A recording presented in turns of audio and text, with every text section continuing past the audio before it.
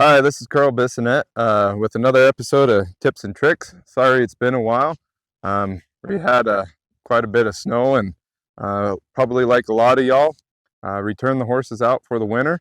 And we're going to start bringing them back right now and start getting them going again.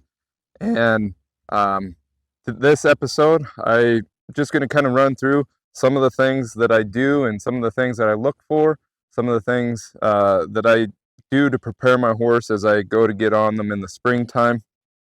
This is one of those things, you know, if you just hop on your horses after they've been turned out for 2 months, it can get really Western really quick. And so this will hopefully help you get the horse ready for you to get back working again. So I'll just kind of run through some of the things that I go through. Now, if you know your horse, you know where they're at, you know what they do. If you've had them around for a couple winters, it's not necessarily as big of a deal. But, you know, prime example, I just picked this horse up in the fall. So this is the first time I've turned him out for a winter. So I had no idea what to expect as I was bringing him back. So it will be a lot like round pinning. There'll just be a few other little things that I'll be looking for. I'm checking to see how that horse is feeling, whether it be physically, whether it be mentally, those parts and pieces. I'm looking for that horse to settle down into the round pin, and then we'll be ready to get on. If you're worried about your horse being pretty rank, I would start off with on the outside of the round pin. If you're not too worried about that, in hand can be really good to start out with. Just want to get a couple simple maneuvers through, and then once I get a couple simple maneuvers through, then I'm going to push him out to the outside of the round pin and let him stretch out and see what he's going to be doing at a lope. So here we go. First parts and pieces. I'm just going to see if this horse will take a direction, and if he wants to walk off, that's really good. If they're a little bit more energy, then, you know, we'll work them down, switch directions a few times. But I'm hoping that this horse is going to wait for that cue. That's the important part and piece for me, being able to try to control those transitions. So move them up into a trot.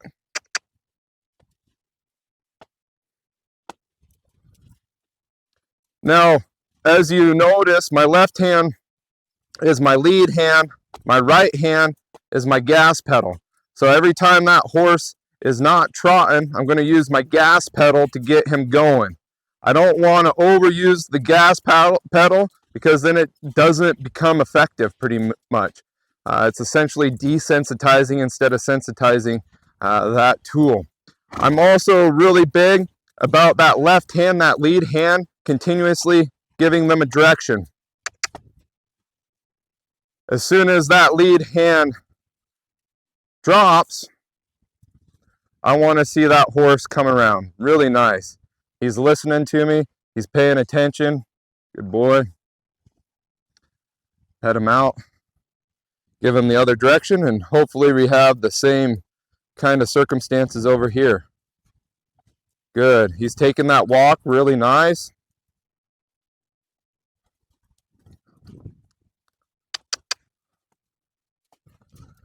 Now, hopefully you noticed and heard, I try to cluck first before I go to the gas pedal. This is going to encourage that horse to pick up the cluck. Ideally, I don't want to have to use the gas pedal at all. I want to be able to just verbally put them where I want them. That being said as well, I also want to be conscious of not just over clucking. If he dies in between this session here, I've already clucked at him to get to that spot. I might use just the gas pedal to keep him there. Very nice. He's paying attention. He's following that hand. A lot of really good things there. From here, the next part and piece that I'm going to do is I'm going to let him out to the long end of the line, put him out into the round pen. He already has a couple of the ideas of paying attention, and we'll see if we can get him moving out more.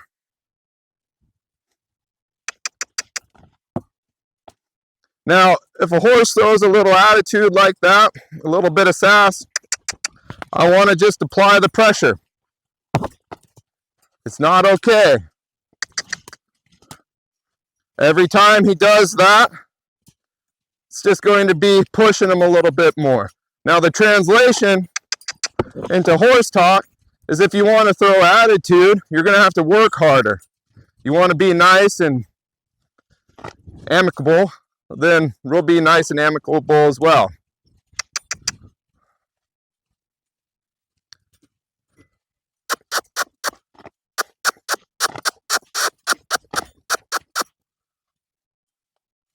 Now I'm waiting for that first nice circle.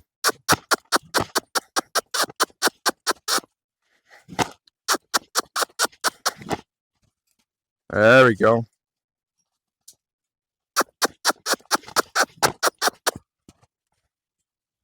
Now this horse is a little bit lazy. I have to kind of encourage him. Kind of keep it going, keep it working. Now ideally myself, I want to set myself in the center of the round pen, and I don't want to have to work. I want to just be able to stand in one spot, pivot around my toe. A little bit more like this. That being said, this horse needs a little extra driving. Something that I know about him.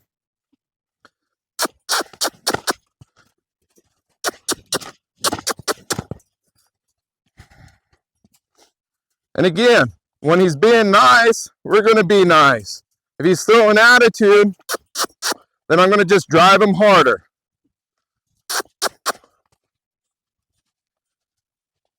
There.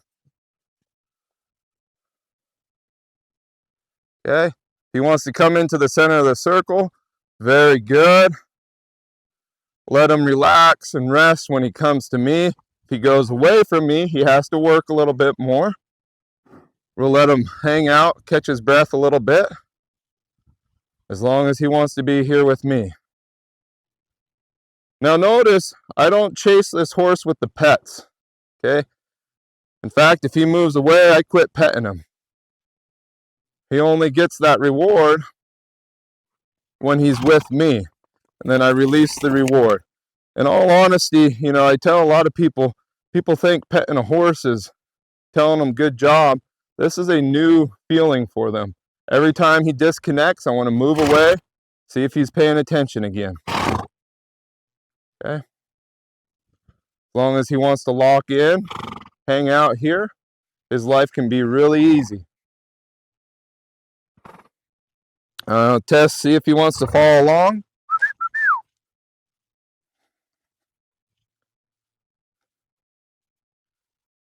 He wants to lock on. I won't make him work harder. As long as he wants to be kind and follow me, be a part of the program, then things are really good. He's doing a really good job staying locked on. That's awesome. Good boy. All right, we'll try out this other side now. Push him out. A little better transition from the other direction. Still, there's a little head tossing, a little attitude. So every time we just kind of shush it out of there.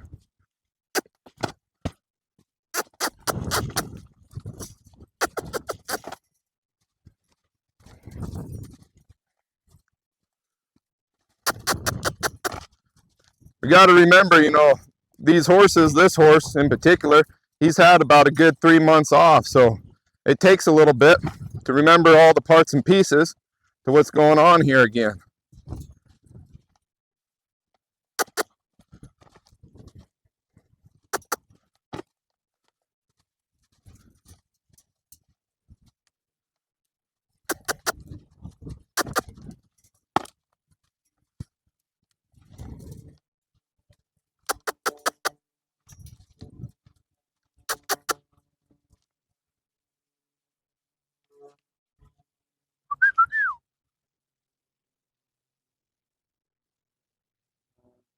Very good.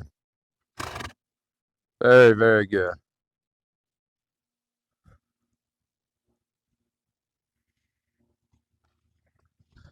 Okay.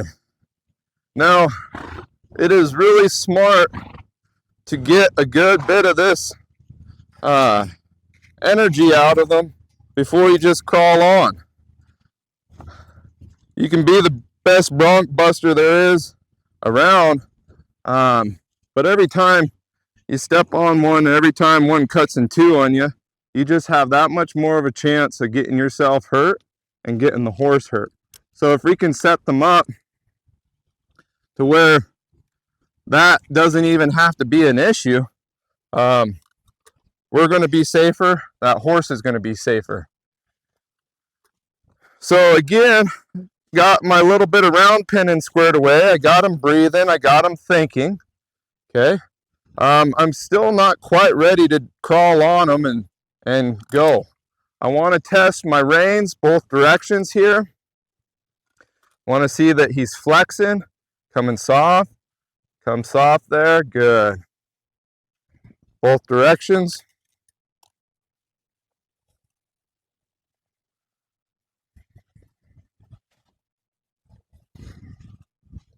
Okay. Flexing nice both ways. Come into the bridle like I'm going to back him up.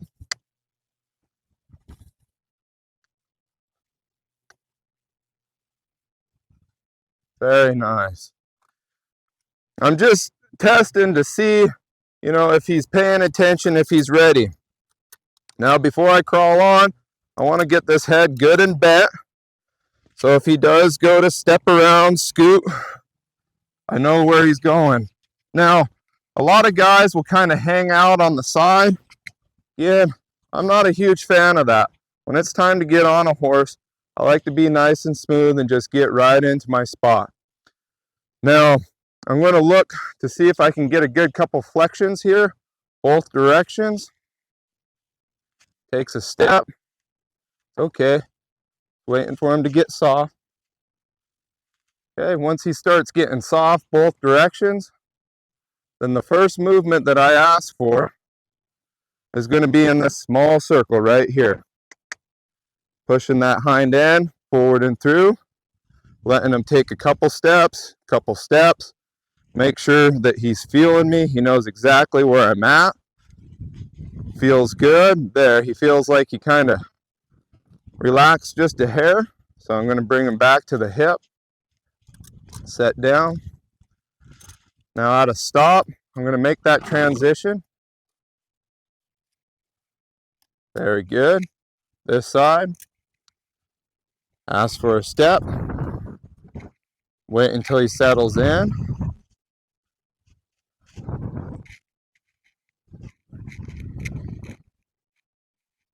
Once he starts stepping through and relaxing, bring him to the hip. Wait for him to get soft.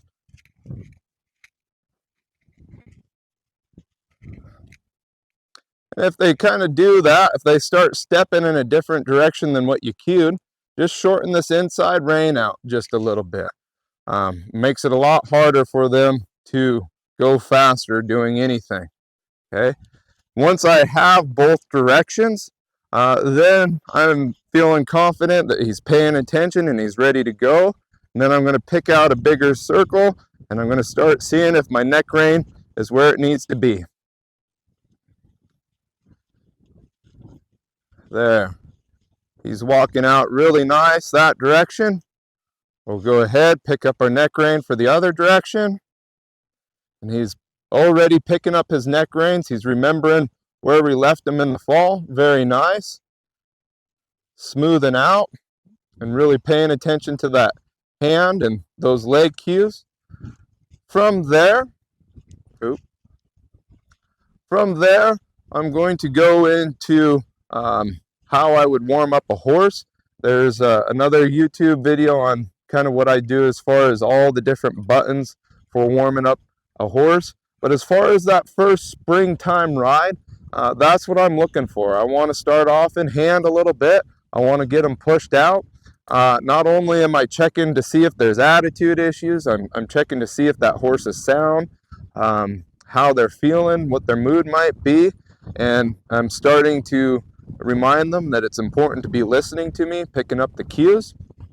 And I want to do all that before I crawl on the horse and hopefully set them up for success.